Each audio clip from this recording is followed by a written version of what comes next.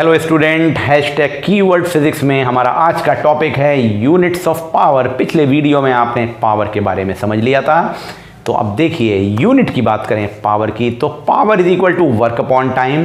तो क्या बना, वर्क मीन्स जूल और टाइम मीन्स सेकेंड, तो जूल अपॉन सेकेंड और इसको हम बोलते हैं वॉट। तो watt is the SI unit of power, यानी 1 watt is equal to 1 joule upon 1 second. तो अगर आपको कहा जाए कि डिफाइन करिए व्हाट इज 1 वॉट, तो आप कहेंगे 1 watt is the power developed in a system or body when the 1 joule of work is done in 1 second. 1 joule of work is done in or completed in 1 second, then body is having the 1 watt power. अब अगर SI system की detail unit में जाएं तो power is equal to work upon time, और work की unit क्या होती है, जूल, और जूल को क्या लिख सकते हैं, kilogram metre square upon second square. ध्यान से समझिएगा, बहुत इंपॉर्टेंट है, kilogram metre square upon second square.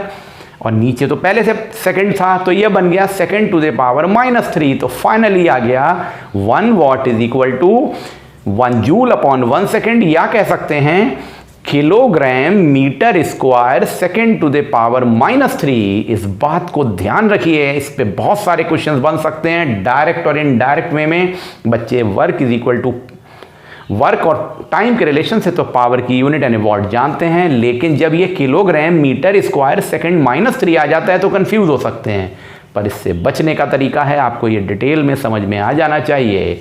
I think ये बात बिल्कुल क्लियर हो गई होगी। तो फाइनली पावर की एक तो ये यूनिट बन गई वॉट, या बड़ी यूनिट हो सकती है किलोवाट या मेगावाट। मेगावाट में 10 टू द पावर 6 वॉट होता है। एक और बड़ी इंपॉर्टेंट यूनिट है जिसे हम कहते हैं हॉर्स पावर।